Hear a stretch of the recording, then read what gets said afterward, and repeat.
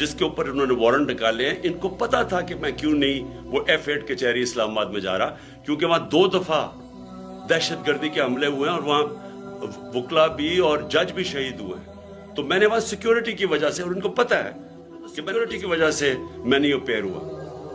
अब फिर से तैयारी कर रहे हैं, भारी कंटिंजेंट पुलिस की तैयार हो रही है, रेंजर्स तैयार हो रहे हैं, फिर जिस तरह जमान पाक को फतह करने आना है। मैं सिर्फ इंतशार को बचाने के लिए आज मैंने एक अंडरटेकिंग दी। इश्तियाक खान जो कि लाहौर हाई कोर्ट के प्रेसिडेंट हैं, उन्होंने श्योरिटी बॉन्ड दिया, जाके कोशिश की DIG को देने के लिए जो मुझे अरेस्ट करने आ रहा था। वो उन्होंने पब्लिक स्टेटमेंट भी दी कि वो DIG जान के नहीं मिला।